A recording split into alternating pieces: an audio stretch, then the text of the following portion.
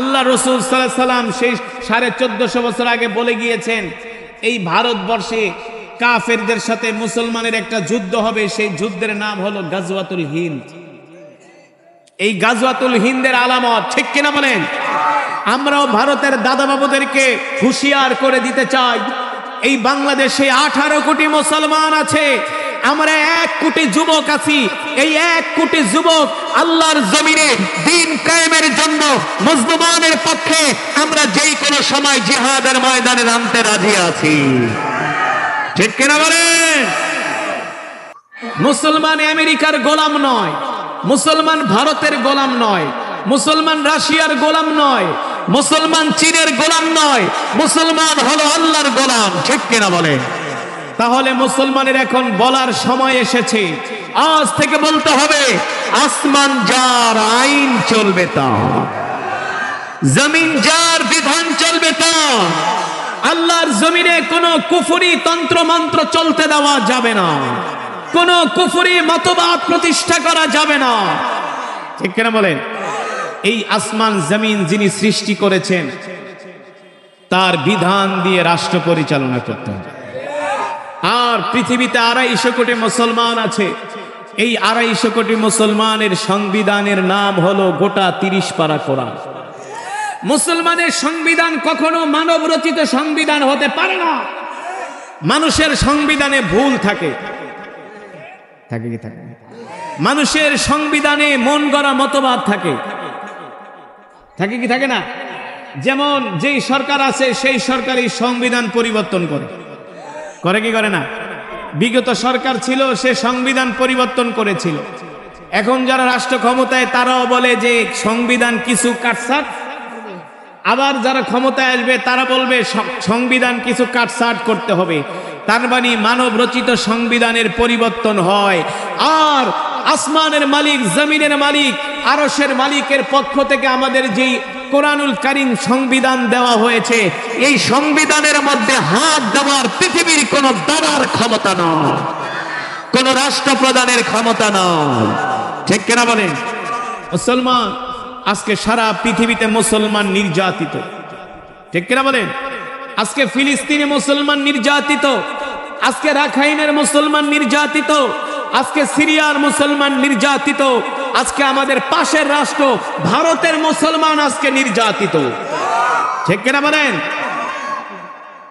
অনেকে বলে গাজায় যুদ্ধ করতে যেতে হবে, আমি বলি গাজায় যুদ্ধ করতে যাওয়া লাগবে না। বাংলাদেশের পাশে আমাদের যেই রাষ্ট্র ভারত, এই ভারত হলো পৃথিবীর দ্বিতীয় ইসরায়েল। এই ভারতের 65,000 সৈন্য তারা ফিলিস্তিনের মুসলমানদের সাথে যুদ্ধ করতেছে, মুসলমানদেরকে মারতেছে। আজকে ভারতে মুসলমানদেরকে যেখানে পাওয়া যাচ্ছে সেখানেই মুসলমানদের উপর অত্যাচার করা হচ্ছে। মুসলমানের মাদ্রাসাগুলো ভেঙে দেওয়া হচ্ছে, মসজিদগুলো বুলডোজার দিয়ে ভেঙে দেওয়া হচ্ছে। মুসলমানদেরকে গরু জবাই করতে দেওয়া হচ্ছে না। যেখানেই মুসলমানদেরকে পাওয়া যাচ্ছে জোরপূর্বক তাদেরকে জয় শ্রীরাম বলানো হচ্ছে। এগুলো কিসের আলামত? আল্লাহ রাসূল সাল্লাল্লাহু আলাইহি সাল্লাম সেই 1450 বছর আগে বলে গিয়েছেন, এই ভারতবর্ষে কাফেরদের সাথে মুসলমানের একটা যুদ্ধ হবে, সেই যুদ্ধের নাম হলো গাজওয়াতুল হিন্দ। এই গাজওয়াতুল হিন্দের আলামত, ঠিক কিনা বলেন?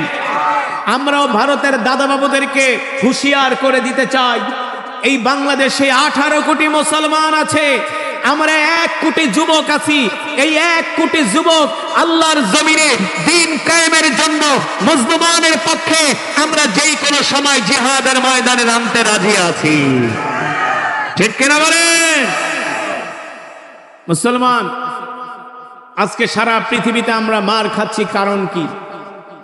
এর একটি মাত্র কারণ হলো মানবতার মুক্তির দিশারি, মানবতার মুক্তির সনদ, আমাদের কলিজার টুকরা প্রিয় নবী ইমামুল আম্বিয়া সাইয়্যিদুল মুরসালিন খাতামুন নবিয়্যিন, আজকে বিশ্ব নবীর চরিত্র আদর্শ আমাদের মাঝে না আছে। বিশ্ব নবীর আদর্শ আমাদের মাঝে নাই। অথচ সাহাবায়ে কেরাম কেমন ছিলেন? বিশ্ব নবীর আদর্শ তাদের মাঝে বিদ্যমান ছিল। এই কারণে কাফেররা পর্যন্ত মুসলমানের সামনে কথা বলার সাহস পায় নাই। ঠিক কিনা বলেন? আজকে আমাদের প্রথম কেবলা মসজিদুল আকসা, বাইতুল মুকাদ্দাস। আমাদের প্রথম কেবলার নাম বাইতুল মুকাদ্দাস। আজকে বাইতুল মুকাদ্দাস ইহুদিরা দখল করে রেখেছে। আমরা সেই বাইতুল মুকাদ্দাসটা পর্যন্ত আজকে ইহুদিদের কবল থেকে মুক্ত করতে পারছি না। অথচ এই বাইতুল মুকাদ্দাস মুসলমানদের দ্বিতীয় খলিফা আমিরুল মুমিনিন খলিফাতুল মুসলিমিন মাত্র 10,000 সৈন্য পাঠাইছিলেন বাইতুল মুকাদ্দাসকে মুক্ত করার জন্য, বাইতুল মুকাদ্দাসকে ইহুদি খ্রিস্টানদের হাত থেকে মুক্ত করার জন্য। খালিদ ইবনুল ওয়ালিদের নেতৃত্বে মাত্র 10,000 সৈন্য যায়া বাইতুল মুকাদ্দাস বিনা যুদ্ধে কাফেররা মুসলমানদেরকে দেখেই ভয় পাওয়া গেছে। বিনা যুদ্ধে বিনা রক্তপাতে মুসলমানের হাতে বাইতুল মুকাদ্দাসের চাবি তারা বুঝিয়ে দিয়েছে। জোরে বলেন সুবহানাল্লাহ। তো মুসলমান কেমন ইমানদার ছিল, হযরত সাহাবায়ে কেরামদের কেমন ইমান ছিল? আমাদের মতো গরু খাওয়া মুসলমান তারা ছিল না, তারা ছিল ঈমানওয়ালা মুসলমান। ঠিক কিনা বলেন? আল্লাহর নবী এই কারণে হাদিস শরীফের মধ্যে বলছেন, মিন আসহাবিকান নুজুম ইক্তাদাইতুম ইহতাদাইতুম। তোমরা আমার সাহাবীদেরকে অনুকরণ করো। আমার প্রত্যেকটা সাহাবী তোমাদের জন্য হলো তারকাতুল্য। আমার সাহাবীদেরকে যদি তোমরা ভালোবাসতে পারো, তাদেরকে অনুকরণ করতে পারো, তাদের মতো যদি তোমরা তোমাদের জীবন গঠন করতে পারো, সাহাবায়ে কেরামদেরকে যেমন কাফেররা ভয় পেয়েছে, আমরা যদি তাদের মতো ঈমানওয়ালা হতাম, বর্তমানেও কাফেররা আমাদেরকে ভয় পেত। কিন্তু আমরা তো গরু খাওয়া মুসলমান, ঠিক মতো নামাজই পড়ি না। কথা কানা আমি করব ওয়াজ, আপনারা দিবেন আওয়াজ। পারবেন না? চুপ করে বসে থাকবেন, উঠাউঠি করা যাবে না। একজন উঠবেন, আমি মোনাজাত দিয়ে দিব। আমি সেই 200 কিলোমিটার সফর করে আপনাদের এলাকায় আসছি ওয়াজ করার জন্য। আমার চেয়ে কি আপনারা ক্লান্ত বেশি? কথা কয় না? হ্যাঁ, আরে এই গরু খাওয়া মুসলমান দিয়ে কি যুদ্ধ হবে, কি জিহাদ হবে? মসজিদে গেলে 10 মিনিট দেরি করতে পারে না, চুলকানি শুরু হয়ে যায়। ওয়াজ মাহফিলে আইলে বসে বসে বাদাম খায় আর চা খায়, রাস্তা দিয়ে ঘুরে। এগুলো হলো গরু খাওয়া মুসলমান। ঠিক কিনা বলেন? এই কোরআনের মজমায় শুধু মুসলমান বসবে না, আল্লাহর জমিনে আল্লাহর কোরআনের রাজ কায়েম করার জন্য আমাদেরকে রক্ত দিতে হবে, জীবন দিতে হবে। এতটুকুন ঈমান না থাকলে, এতটুকুন শক্তি যদি, ধৈর্য যদি না থাকে, কি মুসলমান? বসেন, উঠাউঠি করবেন না। শেষ মোনাজাত দিয়ে আমরা একসাথে বাড়িতে যাব ইনশাআল্লাহ। আল্লাহ তাআলা আমাদের কবুল করুন, বলি আমিন। মুসলমান, যেটা বলছিলাম, হযরত সাহাবায়ে কেরামদের ঈমান কেমন ছিল? তারা কখনো আল্লাহ তাআলার হুকুম ছেড়ে দেয় নাই, আল্লাহ তাআলার বিধান ছেড়ে দেয় নাই।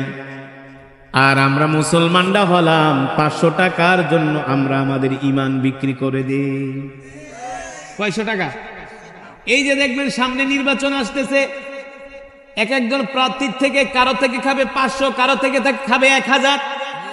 কথা কেন? কারো থেকে খাবে রসগোল্লা, কারো থেকে খাবে রসমালাই, কারো থেকে খাবে আবার রংসা। এই যে দেখবেন সামনে নির্বাচন আসতেছে, এক একজনে প্রতিদিন গড়ে 40 থেকে 50 কাপ রংসা খাবে। হ্যাঁ, 40 থেকে 50 কাপ রংসা খাইবো, খাইতে খাইতে শরীর কষা বানায় ফেলাইব। ঠিক না বলেন? হের কাছে যে খাইবো চা, হের কাছে যে খাইবো রসগোল্লা, তার থেকে খাইবো রসমালাই, হের থেকে খাইবো 500, তার থেকে খাইবো 1000। হ্যাঁ, সবাই থেকে টাকা খাবে, কিন্তু কাউকে ভোট দিবে না। এই হলো আমাদের মুসলমানের অবস্থা। কিন্তু সাহাবায়ে কেরাম কি এমন ছিলেন? হ্যাঁ, সাহাবায়ে কেরাম কেমন ছিলেন আমাদের জানার দরকার আছে কি আছে না? কথা বলেন। তাদের ঈমান কেমন ছিল জানার দরকার আছে কি আছে না? তাদের অন্তরের মধ্যে ইসলামের ভালোবাসা, দ্বীনের ভালোবাসা, আল্লাহ রসুলের কেমন প্রেম ছিল জানার দরকার আছে কি আছে না? আল্লাহ রসুলের একজন সাহাবী, তার নাম হলো জুলাইবিব। নাম কি? নামটা মনে রাখবেন। এই যুবক, এই নামটা মনে রাখো বন্ধু। ও যুবক, আজকে তোমাদেরকে মসজিদে পাওয়া যায় না। কয় হুজুর কে কইছে মসজিদে পাওয়া যায় না? মসজিদে তো পাওয়া যায়। হ্যাঁ, রমজানের 1 মাস শুধু মসজিদে পাওয়া যায়। রমজানের 1 মাস এই মসজিদে জায়গা দেওয়া যায় না। ফজরের নামাজেও মুসল্লির অভাব নাই, ফজরের নামাজেও মসজিদ ভইরা গেছে না। মুসলমান রমজানের 1 মাস রোজা রাখে, খোসা খোসা দাড়ি রাখে, টুপিটাও মাথায় দেয়। রমজানও শেষ, ওদের নামাজও শেষ, ওদের টুপিও শেষ। হ্যাঁ, রমজানও শেষ, ওদের নামাজও শেষ, ওদের টুপিও শেষ। ওরা হলো বাৎসরিক মুসল্লি, বছরে 1 মাস রোজা রাখে, 1 মাস নামাজ পড়ে, ঠিক কিনা বলেন? কিন্তু 1 মাসের রোজা দিয়া, 1 মাসের নামাজ দিয়া জান্নাতে যাওয়া। সাহাবায়ে কেরাম 1 মাস রোজা রাখে নাই, 1 মাস শুধু নামাজ পড়ে নাই। সাহাবায়ে কেরাম রিদওয়ানুল্লাহি তাআলা আলাইহিম আজমাইন কোনদিন তারা আল্লাহর হুকুম ছেড়ে দেয় না। শুধু আল্লাহ তাআলার হুকুম না, আল্লাহ তাআলা কোরআনুল কারীমের মধ্যে বলছেন, ইয়া আইয়ুহাল্লাযীনা আমানু দুখুলু ফিস সিলমি কাফা ওয়ালা তাত্তাবিউ খুতুওয়াতিশ শাইতান ইন্নাহু লাকুম আদুউম মুবিন। আল্লাহ তাআলা বলছেন, নবী আপনি মুমিনদেরকে বলে দেন, তোমরা পরিপূর্ণভাবে ইসলামের মধ্যে প্রবেশ করো, পরিপূর্ণভাবে তোমরা দ্বীনের মধ্যে প্রবেশ করো। আজকে আমরা মুসলমান, ইসলাম অর্ধেক মানি, অর্ধেক মানি না।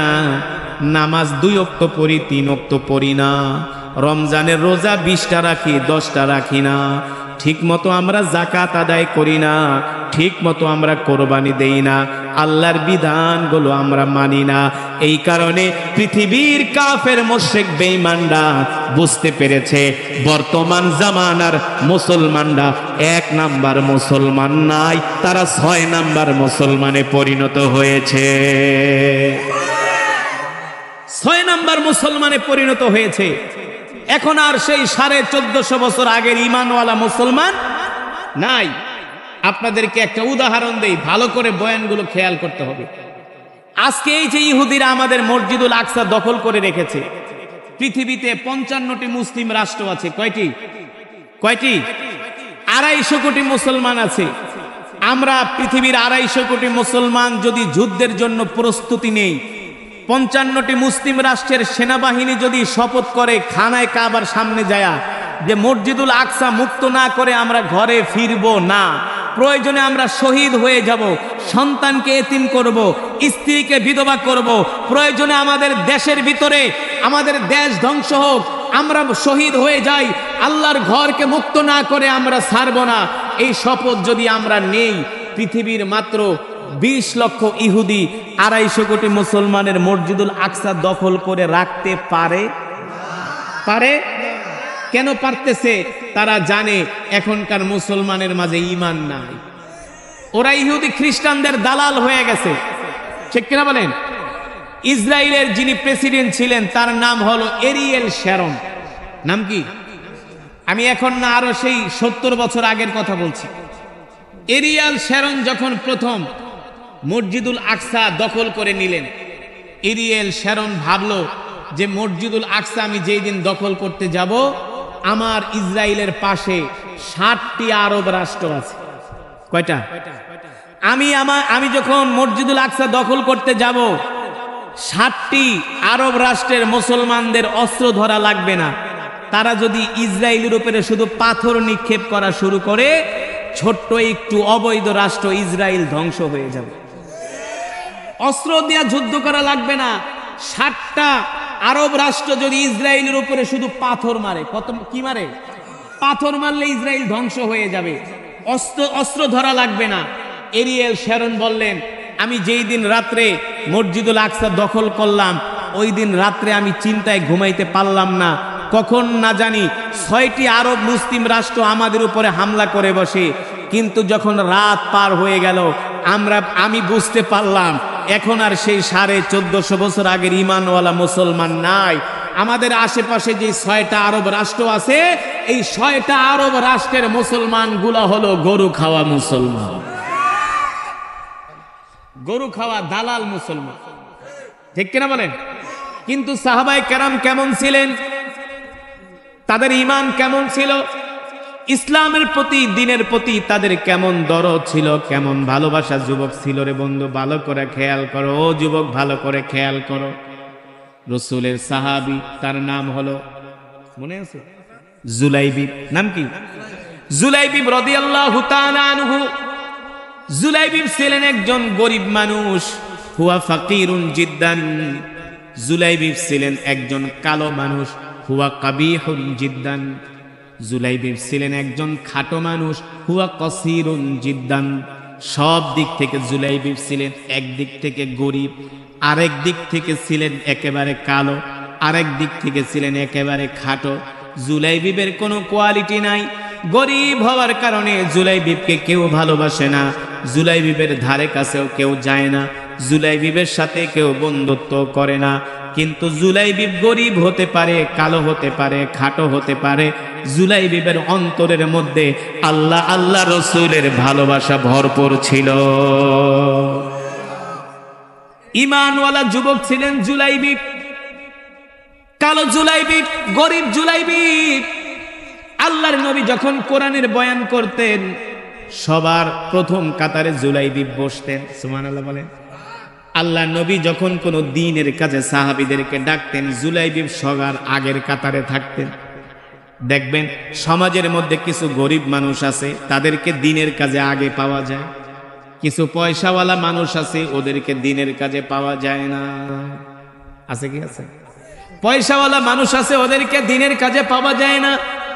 ধনী মানুষগুলোকে দ্বীনের কাজে পাওয়া যায় না, তারা শুধু দুনিয়া নিয়ে ব্যস্ত থাকে। আর যারা কিছু গরিব মানুষ আছে, তারা সব সময় মসজিদের প্রথম কাতারে জামাতে নামাজ পড়ে। কথা বলেন, সঠিক না বেঠিক? হ্যাঁ? এমন একজন যুবক ছিলেন জুলাইবিব, গরিব মানুষ। আল্লাহর নবী, বিশ্ব নবী রাহমাতুল লিল আলামিন এই জুলাইবিবকে খুব ভালোবাসতেন, খুব মহব্বত করতেন। জানতেন জুলাইবিব গরিব হতে পারে, জুলাইবিব কালো হতে পারে, খাটো হতে পারে, জুলাইবিবের অন্তরের মধ্যে ঈমানে ভরপুর। আল্লাহু আকবার। এই কারণে আল্লাহর নবী সাহাবী জুলাইবিব রাদিয়াল্লাহু তাআলা আনহুকে অনেক ভালোবাসতেন। একদিন আল্লাহর নবী চিন্তা করলেন, আমার সাহাবী জুলাইবিব তো আমার মজমায় পড়ে থাকে, আমার দরবারে পড়ে থাকে, সব সময় জুলাইবিব আমার ধারে কাছে থাকে। জুলাইবিবের বয়স হয়ে গেছে, জুলাইবিবের বিয়ে করা দরকার। আল্লাহর নবী ডাক দিছেন, তাআলা ইয়া জুলাইবিব, এ জুলাইবিব এদিকে আসো। আতাজাওয়াজা ইয়া জুলাইবিব, এ জুলাইবিব তোমার তো বিয়ে করার বয়স হয়েছে, বিয়ে শাদী করবা কিনা? জুলাইবিব মনে মনে ভাবে, ওগো নবীজি, আমি একজন গরিব মানুষ, আনা ফাকিরুন জিদ্দান, আমার ঘর নাই, বাড়ি নাই, টাকা নাই, পয়সা নাই, আমি একজন সহায় সম্বলহীন একজন মানুষ। আমি আমার মাথার নিচে একটা বালিশ দিয়া ঘুমাবো, সেই বালিশ পর্যন্ত আমার নাই। আমি আমার মাথার নিচে পাথর দিয়া ঘুমায় থাকি। পানির পিপাসা লাগলে গ্লাস দিয়া পানি খাওয়ার মতো একটা গ্লাস আমার কাছে নাই। আমি হাতের তালুতে পানি নিয়ে পানি পান করি। আমার মতো এমন গরিব মানুষের কাছে কে মেয়ে বিয়ে দিবে? এই দুনিয়াতে গরিব মানুষকে কেউ ভালোবাসে না, অভাবী মানুষকে কেউ দেখতে চায় না। না, অভাবী মানুষকে মানুষ বাঘের চেয়েও ভয় পায়। কথা বুঝছে? অভাবী মানুষকে মানুষ বাঘের চেয়েও ভয় পায়। যারা একটু গরিব আত্মীয় স্বজন, তাদেরকে দেখবেন কেউ দাওয়াত দিতে চায় না। গরিব আত্মীয় স্বজন বাড়িতে বেড়াইতে আসলে সব সময় ভয়ে থাকে, কোন সময় না কি চায়া বসে। না, গরিব হওয়ার কারণে আসলে ঠিক মতো বসার জন্য চেয়ারও দেয় না। আর যার টাকা পয়সা আছে, সে বেড়াইতে আসলে চেয়ারটা মুছা দেখে তাড়াতাড়ি বয়। মুরগিটা জবাই কর, ফ্রিজের থেকে ঠান্ডা পানি দিয়ে লেবুর শরবত বানায় দে। আর গরিব আত্মীয় স্বজন আসলে কয়, বয় ভাত রান্না করি, খায়া ঠায়া যাইস। কথা বলেন, কথা বলেন। এই দুনিয়াতে গরিব মানুষকে কেউ ভালোবাসে না। এই সমাজের মধ্যে অনেক আল্লাহওয়ালা যুবক আছে, বিয়ের বয়স হয়ে গেছে, তাদের কাছে কেউ মেয়ে বিয়ে দিতে চায় না। আছে কি? আছে না? দেখবেন এই মসজিদে 5 ওয়াক্ত নামাজ পড়ে এমন যুবক আছে, বিয়ের বয়স হয়ে গেছে কিন্তু মাল নাই, অর্থ নাই, তাদের কাছে মায়া বিয়া দিতে কেউ। আর যার অর্থ আছে, টাকা আছে, হাফ প্যান্ট পইরা ঘরে বিড়ি খায়, সিগারেট খায়, হুন্ডা লয়া পুংপাং করে, দেখবেন ওর কাছে মেয়ে বিয়ে দেওয়ার জন্য পাগল। আজকাল মা বাবারা ওই ছেলে খুঁজে যেই ছেলে আমেরিকা থাকে, অস্ট্রেলিয়া, কানাডা থাকে, ওদের কাছে মেয়ে বিয়ে দেওয়ার জন্য পাগল। সরকারি চাকরি করে তাদের কাছে মেয়ে বিয়ে দেওয়ার জন্য। কিন্তু সমাজের মধ্যে ছোটখাটো চাকরি করে, ছোটখাটো ব্যবসা করে, নামাজ পড়ে, দাঁড়িয়ে আছে, আল্লাহওয়ালা, এই সমস্ত যুবকদের কাছে মেয়ে বিয়ে দিতে চায় না। ঠিক কিনা মানে? তার মানে গরিব মানুষকে কেউ ভালোবাসে না। কথা সঠিক নাকি ব্যাঠিক? বাস্তব নাকি অবাস্তব? আমি অবাস্তব কোনো বয়ান করি না, আমি বর্তমান পরিস্থিতির উপরে, পরিস্থিতির আলোকে আমি কথা বলি। ঠিক কিনা বলেন? কিন্তু দুনিয়ার মানুষ গরিব মানুষকে ভালোবাসতে না পারে, কিন্তু গরিব মানুষকে ভালোবাসেন কি? জোরে বলে, কে ভালোবাসে?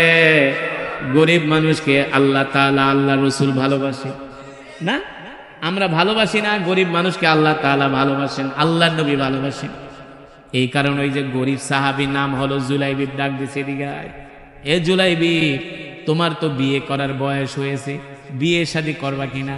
জুলাইবিব কয়, ওগো আল্লাহর নবী, আনা ফাকিরুন জিদ্দান, আমি গরিব মানুষ, আমার কাছে কে মেয়ে বিয়ে দিবে? আল্লাহ নবী একদিন, 2 দিন, 3 দিন বলার পরে জুলাইবিব কথা বলে না। জুলাইবিব লজ্জা পায়, লজ্জা পায়। 4র্থ দিন আল্লাহ নবী যখন বললেন, জুলাইবিব তুমি বিয়ে শাদী করবা কিনা?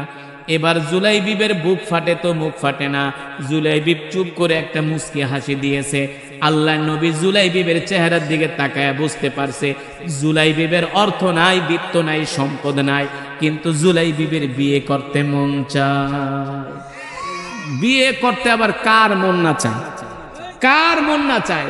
যে একটা করছে হ্যাঁ আরো একটা করতে মন চায়। হ্যাঁ, যে একটা করছে তার আরো একটা করতে কথা কেন মন চায় না? আরে মন চায়, বুক ফাটে তো মুখ ফাটে না। মায়ের ডরে অনেকে মুখ ফাটায় না, চুপ থাকে। ঠিক কিনা বলেন? বিয়ে করা তো ভালো। আল্লাহ তাআলা 4টা বিয়ে করার জন্য আপনাকে অনুমতি দিয়েছে। কয়টা? কয়টা? কথা কেন? 4টা বিয়ে করতে পারবেন। মাসনা ওয়া সুলাসা ওয়া রুবা। বেশিরভাগ সাহাবীরা একাধিক বিয়ে করেছেন। এই ওয়াজ করলে তো আবার মা বোনরা কবে এটা কোন হুজুর আছে না, যেটা কোরআনের কথা। আমি আপনাদেরকে উদাহরণ দিচ্ছি, ঠিক কিনা বলেন? এই বাংলাদেশে 2টা আল্লাহর বিধান, 2টা কোরআনের আয়াত নাজিল হয়েছে আল্লাহ রসুলের উপরে। এই 2টা আয়াত সবচেয়ে বেশি বাংলাদেশে মজলুম। একটা হলো জিহাদের আয়াত। বাংলাদেশের হুজুররা জিহাদের বয়ান করতে চায় না, ভয় পায়। আছে কি আছে না? আর একটা হলো বিয়ে করার আয়াত।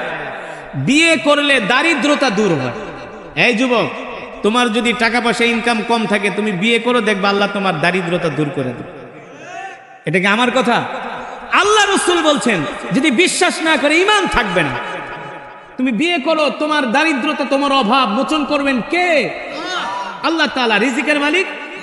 ওমা মিন দাব্বাতিন ফিল আরদি ইল্লা আলাল্লাহি রিজকুহা। ঠিক কিনা বলেন? রিজিকের মালিক কে? আল্লাহ তাআলা। আল্লাহ রাসূল বলেন, তোমরা বিয়ে করো, বিয়ে করলে আমি আল্লাহ তোমাদের অভাবগুলো দূর করে দিব। সুবহানাল্লাহ বলেন।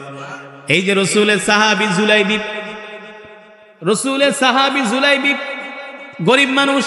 আল্লাহ নবী বলে, সাহাবী তুমি বিয়ে করো, তোমার দারিদ্রতা আল্লাহ দূর করে দিবে। জুলাইবিব বলে, গো আল্লাহর নবী, বিয়ে তো করব, আমার কাছে কে মেয়ে বিয়ে দিবে? আমি একটা গরিব মানুষ, কালো মানুষ, খাটো মানুষ। আল্লাহ নবী বলে, চিন্তা করো না, আমি তোমার সাথে মদিনার সবচেয়ে সুন্দরী কন্যার সাথে বিয়ের প্রস্তাব দিতেছি। কপালে থাকলে ফিরায় কে? কপালে থাকলে কেউ ফিরাতে পারে? কেউ ঠেকাতে পারে? আল্লাহ তাআলা যদি আপনাকে উপরে উঠায়, সারা পৃথিবীর মানুষ আপনাকে টেনে নিচে নামাতে পারবে? আল্লাহর নবী বলে, সাহাবীরে, আমি তোমার সাথে এমন একটা সুন্দরী কন্যার সাথে বিয়ের ব্যবস্থা করতেছি, যাকে বলা হয় হুরে মদিনা, মদিনার সবচেয়ে সুন্দরী কন্যা। সুবহানাল্লাহ বলে। জুলাইবিবকে বলে, কি আমার মতো একটা কালো মানুষের কাছে কে মেয়ে বিয়ে দিবে? আল্লাহ নবী বলে, এদিকে আসো, আমি তোমাকে একটা পত্র লিখে দিলাম। আল্লাহ নবী একটা পত্র লিখা বলল, যাও, এই পত্রটা নিয়ে আমার সাহাবী আবু আইয়ুব আনসারীর বাড়িতে যাবা। আমার সাহাবীর একটা কন্যা আছে, এই কন্যার সাথে আমি তোমার সাথে বিয়ের দেওয়ার প্রস্তাব করলাম। এই পত্রটা নিয়ে আমার সাহাবীর বাড়িতে যাও।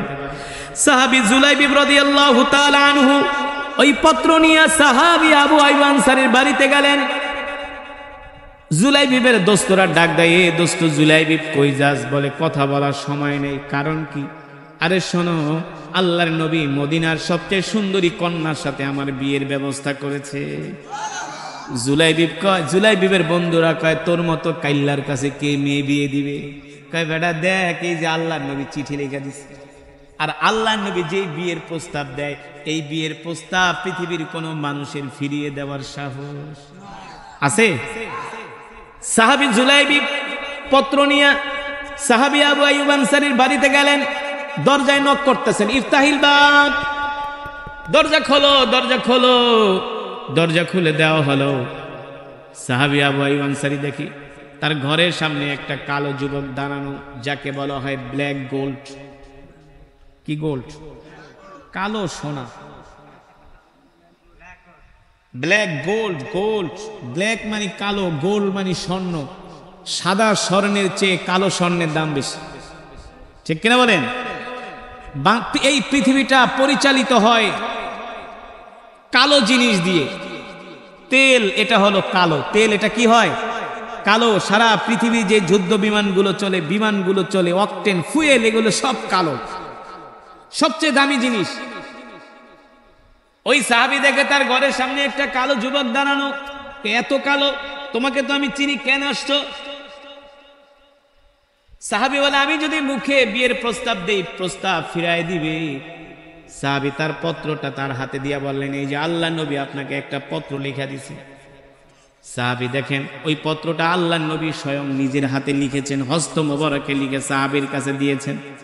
আর বলতেছে, সাহাবী রে, তোমার কন্যার সাথে আমি আমার এই কালো সাহাবীর সাথে বিয়ে দেওয়ার জন্য আমি নবী প্রস্তাব করতেছি। আল্লাহু আকবার। এই পত্র পাওয়ার পরে সাহাবী আবু আইয়ুব আনসারী অবাক হয়ে গেছে।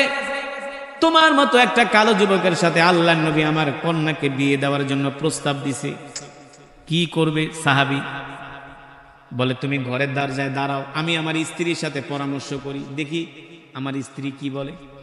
এবার যুবককে ঘরের দরজায় দাঁড় করায়, দরজা লাগায়, স্ত্রীর সাথে পরামর্শ করতেছে। বলতেছে, স্ত্রী এদিকে আসো, তাআলাউ ইয়া যাওজি। দেখো, এই যুবককে পাঠাইছে আল্লাহর নবী আমার মেয়ের সাথে বিয়ে দেওয়ার জন্য। সাহাবীর স্ত্রী বলে, যুবক তো কালো, এত কালো যুবক, খাটো যুবক, গরিব যুবক, তার সাথে কেমনে করে আমার মেয়ের বিয়ে দেই? কারণ এটা কোনো অন্যায় না, যে কোনো মা বাবাই চায় তার কন্যাকে ভালো একটা জায়গায় বিয়ে দিতে, ঠিক কিনা বলে? কিন্তু সাহাবী অনেকক্ষণ ঘরের দরজায় দাঁড়ায় রইছে, তার সাথে কথা বলে না। সে মনে মনে ভাবছে, আমি গরিব মানুষ, কালো মানুষ, খাটো মানুষ, আমার কাছে সে মেয়ে বিয়ে দিবে না। এই কারণে ঘরের দরজা খোলে না। মন খারাপ করে আবার আল্লাহ রাসূলের বাড়ির দিকে হাঁটা শুরু করছে। ওই দিকে মা বাবা দুইজন কথা বলতেছে, কি করা যায়, কি করা যায়।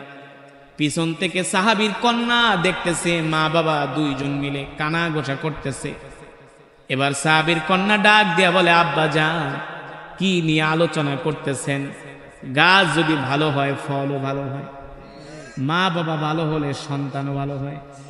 মা বাবা ভালো হলে, কোনদিন গাঁজাখোরের রক্তে, গাঁজাখোরের ব্লাডে কখনো আল্লাহর ওলি জন্ম নেয় না, কখনো সন্ত্রাসের ঘরে আল্লাহর ওলি জন্ম নেয় না। যারা অবৈধ পয়সা কামায়, ওদের ঘরে কখনো নেক সন্তান জন্ম নেয় না, ঠিক কিনা বলে? গাছ ভালো হলে ফলও, সঠিক নাকি বেঠিক, বাস্তব নাকি অবাস্তব? হ্যাঁ। সাহাবীর কন্যা ডাক দিয়া বলি, ইয়া আবি, ইয়া উম্মি, তাআলাউ, এদিকে আসেন। কি নিয়ে আলোচনা করেন? সাহাবী আবু আইয়ুব আনসারী বলে, মারে দেখ, তুই এত সুন্দর কন্যা, তোর সাথে আল্লাহর নবী এই যুবকের সাথে বিয়ে দেওয়ার জন্য প্রস্তাব দিছে, তুমি বলো মা, কি করা যায়? সাহাবীর কন্যা ডাক দিয়া বলে, আব্বা জান, একবারও কি চিন্তা করলেন না? এই বিয়ের প্রস্তাব দুনিয়ার কোন সাধারণ মানুষ দেয় নাই। এই বিয়ের প্রস্তাব দিয়েছেন রাহমাতুল লিল আলামিন। এই বিয়ের প্রস্তাব ফিরিয়ে দেওয়ার সাহস পৃথিবীর কারো? আব্বা জান চিন্তা করবেন না, টেনশন করবেন না, পেরেশানিত হবেন না। ওই কালো যুবককে ডাক দেন, আমি শুধু কালো যুবকের সাথে বিবাহ বন্ধনে আবদ্ধই হব না, আমি ওই কালো যুবকের সাথে বিবাহ বন্ধনে আবদ্ধ হইয়া তার খেদমত করতে করতে আমি আমার জীবনটাকে কোরবানি করে দিব। এবার আল্লাহর নবী ওই সাহাবীকে ডাক দিলেন, এই কালো যুবক এদিকে আসো, এ জুলাইবিব এদিকে আসো, যাও তোমার সাথে আমি আমার কন্যাকে বিয়ে দেওয়ার জন্য রাজি হয়ে গেলাম। তুমি আল্লাহর নবীকে যেয়ে বলো তুমি বিয়ের জন্য প্রস্তুতি গ্রহণ করো। এবার তো সাহাবী বিয়ের প্রস্তাব শুনে রাজি হয়েছে, এখন তো আর সেই জমিনে নাই, খুশিতে আত্মহারা। কারণ কোন যুবকের যদি বিয়ে ভেঙে যায় মনে হয় সারা পৃথিবীর পাহাড় তার বুকের মধ্যে চাপা দিয়ে দিচ্ছে, ঠিক কিনা বলে? যদি বিয়া ভাঙা যায় ওই আর কাউরে মুখ দেখাইতে পারে, তুই ভ্যালুলেস, তোর বিয়া ভেঙে গেছে তার মানে তোর দাম নাই, ঠিক কিনা বলেন? সাহাবীর বিয়েতে রাজি, বিয়ের প্রস্তাবে সাড়া দিয়েছে, এত খুশি হয়েছে সাহাবী জুলাইবিব আল্লাহর নবীর বাড়ির দিকে দৌড় শুরু করছে। আল্লাহ রসুলের কাছে গেলেন, আল্লাহর নবী ডাক দিয়া বললেন, জুলাইবিব কি অবস্থা? সাহাবী বললেন, ও আল্লাহর নবী, আমার সাথে তো আপনি যাকে বিয়ে দেওয়ার জন্য প্রস্তাব দিয়েছেন তার বাবা রাজি হয়ে গেছে। আল্লাহর নবী বলে, যাও যাও তাহলে তুমি বিয়ে করো। সাহাবী বলেন, ওগো আল্লাহর নবী, আমি বিয়ে করব কিভাবে? আমার কাছে তো পয়সা পাতি নাই, আমি তো গরিব মানুষ।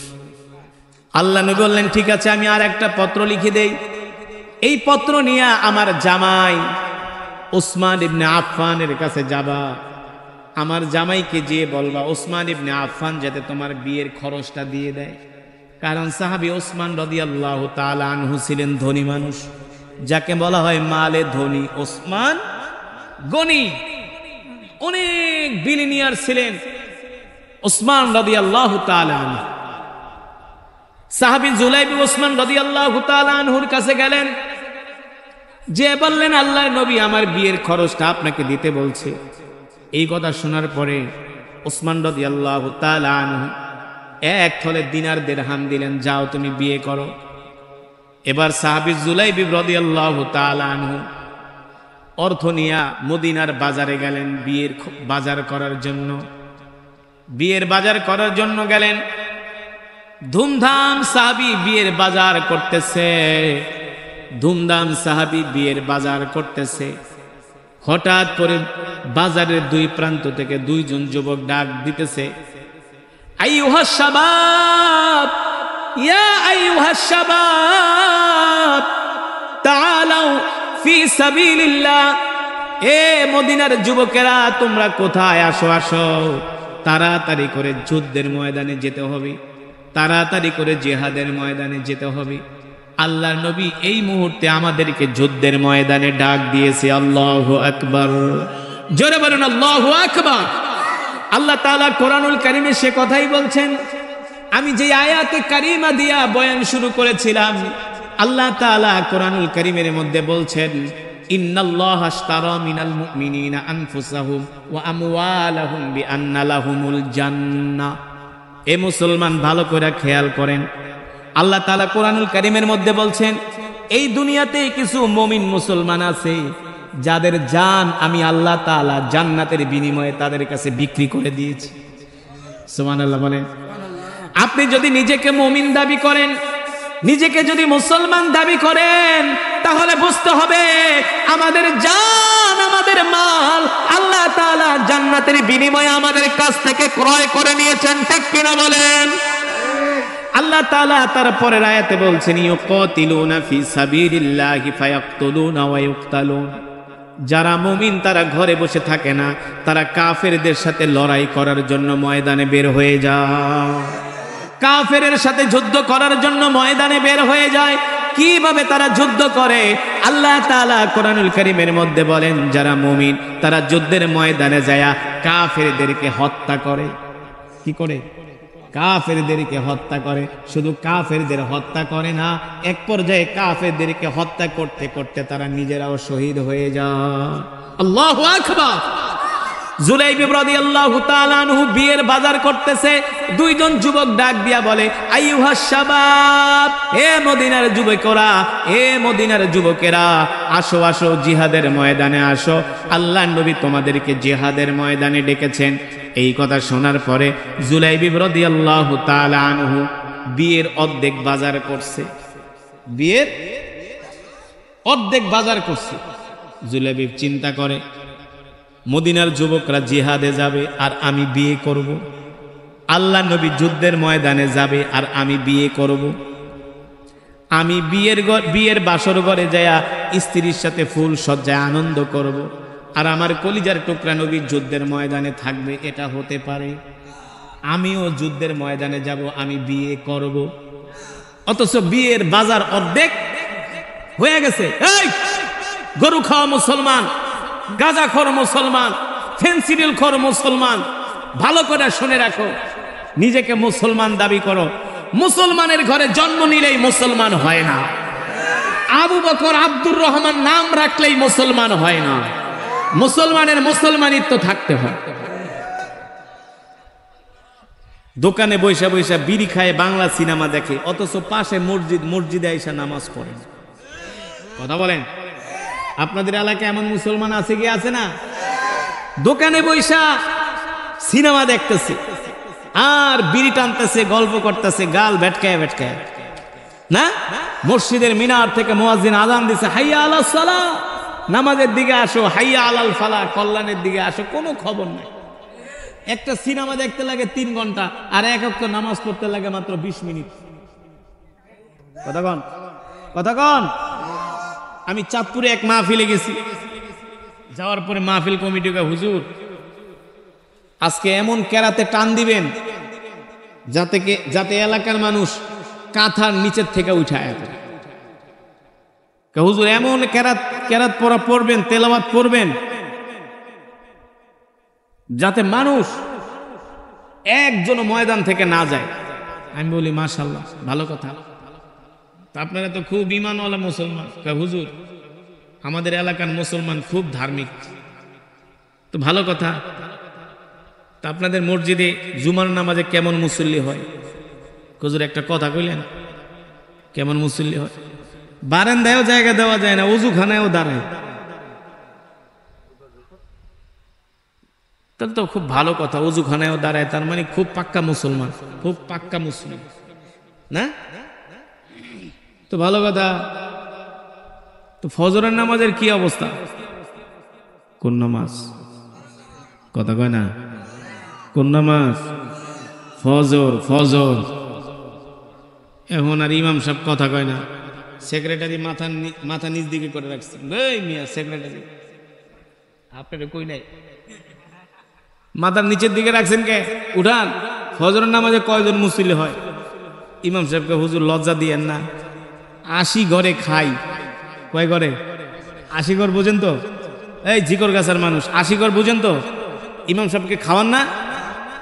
80 ঘরে খাই, ফজরের নামাজে 8 জন মুসল্লিও হয়। আপনাদের এলাকার অবস্থা অত বেশি ভালো না, ঠিক কিনা? আমরা গরু খাওয়া মুসলমানে পরিণত হয়েছি।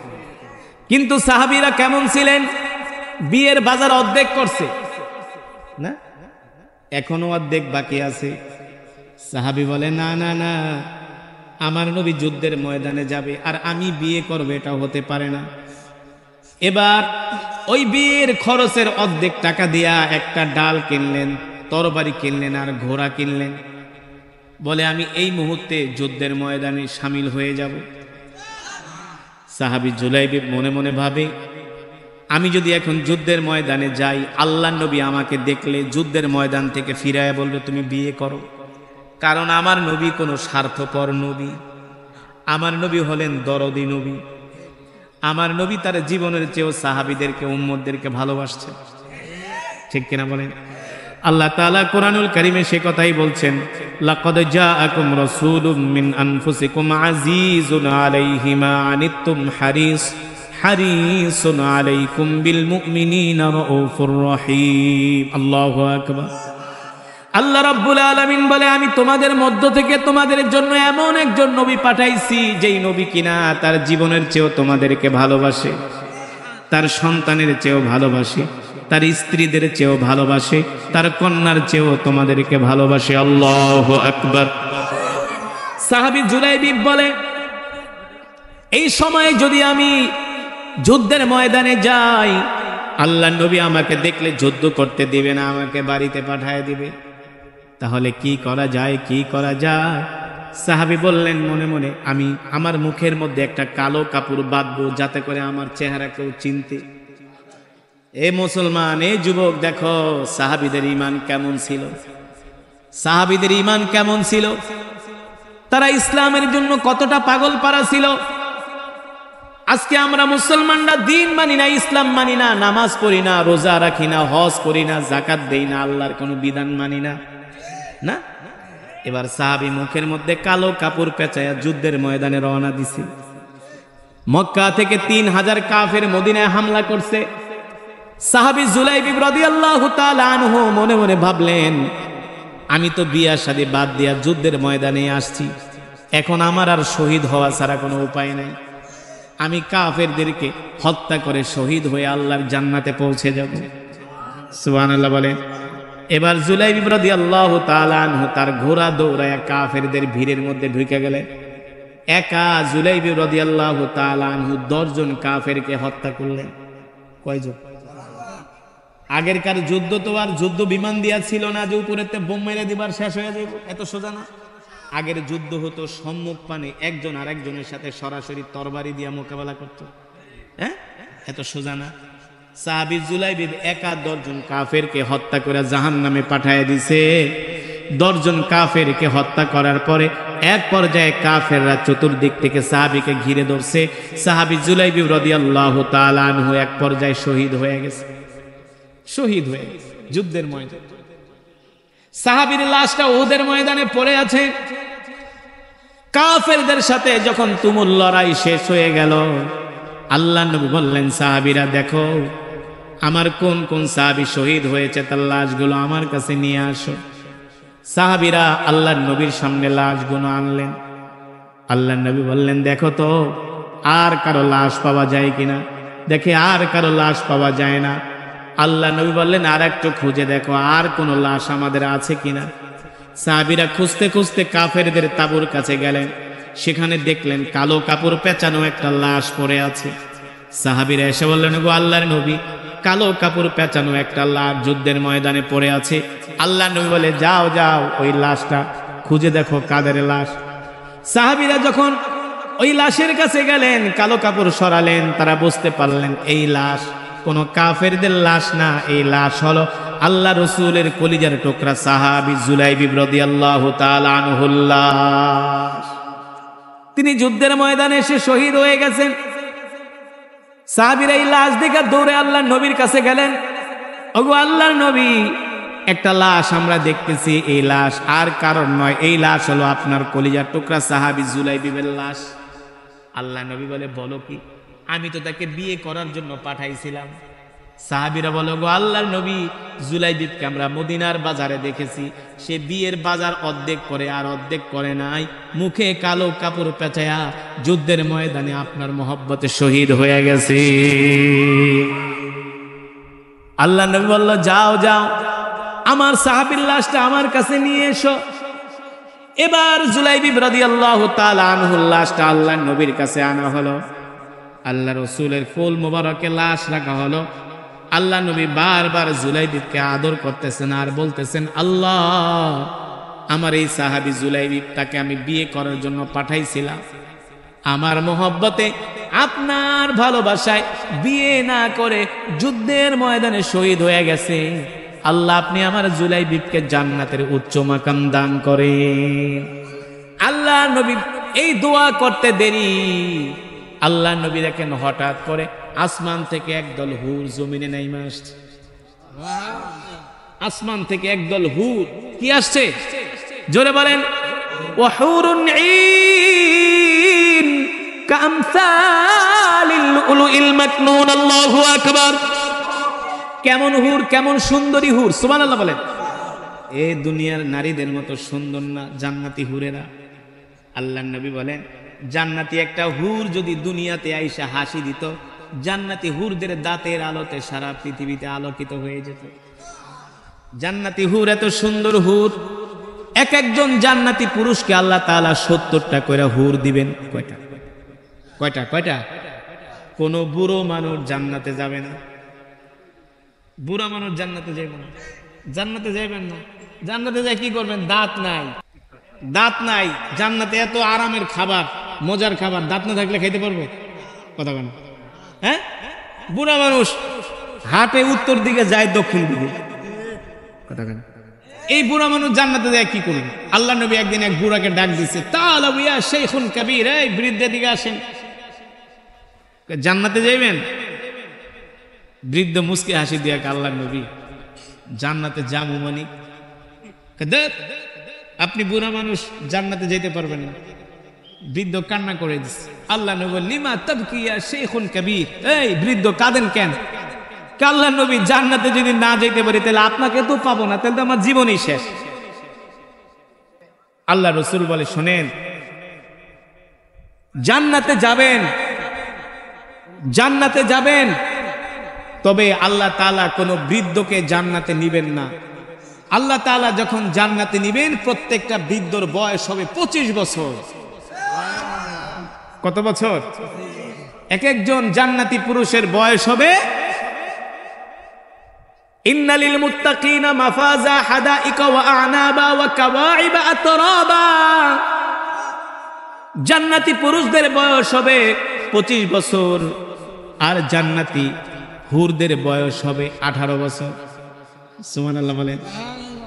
এক একজন জান্নাতি পুরুষকে 70টা করে হুর দিবে। কয়টা? কিন্তু ওই সমস্ত গাঁজাখোররা জান্নাতি হুর পাবে না। যারা দুনিয়াতে নামাজ পড়ে নাই, রোজা করে নাই, আল্লাহর হুকুম আল্লাহর বিধান মানে নাই, ওদেরকে ফেরেশতারা মারতে মারতে পাছা লাল করে ফেলবে। ঠিক কিনা বলে? আর আপনাদের মতো যারা আল্লাহওয়ালা, কোরআনের মাহফিলে আসছেন, ফজরের নামাজ পড়ছেন, আল্লাহর হুকুম রাসূলের সুন্নাহ মেনেছেন, আল্লাহর নবী বলেন তাদের ইন্তেকালের সাথে সাথে আল্লাহ তাদেরকে জান্নাতে প্রবেশ করাবে। সুবহানাল্লাহ বলেন। এবার ওই যে সাহাবী জুলাইবিবের লাশ আল্লাহ নবী কোল মোবারকের মধ্যে নিয়ে আদর করতেছেন। আল্লাহ নবী একবার আসমানের দিকে তাকায়, আর একবার সাহাবীর দিকে তাকায়, আর মুস্কি মুস্কি হাসে। সাহাবীরা প্রশ্ন করে, ওগো আল্লাহর নবী, একবার আসমানের দিকে তাকান, মুস্কি মুস্কি হাসেন, আর সাহাবী জুলাইবিবের দিকে তাকান, কারণ কি? আল্লাহ নবী ডাক দেয়া বলে, সাহাবীরা রে, আমি আমার এই সাহাবীকে বিয়ে করার জন্য পাঠাইছিলাম। আমার সাহাবী বিয়ে করে নাই, বিয়ের বাজার না করে যুদ্ধের ময়দানে এসে আল্লাহর জমিনে দ্বীন কায়েমের জন্য শহীদ হয়ে গেছে। এই কারণে একদল জান্নাতি হুর আসমান থেকে জমিনে নাইমা আসছে আমার সাহাবীকে নেওয়ার জন্য। জোরে বলেন আল্লাহু আকবার, আল্লাহু আকবার। এই কারণে মুসলমান, আমাদের নামাজ, আমাদের রোজা, আমাদের হজ, আমাদের যাকাত, কুল ইন্না সলাতি ওয়া নুসুকি ওয়া মাহইয়ায়া ওয়া মামাতি লিল্লাহি রাব্বিল আলামিন, আমাদের সব কিছু হবে একমাত্র আল্লাহর জন্য। ঠিক কিনা বলেন? কার জন্য হবে? আল্লাহ তাআলার জন্য।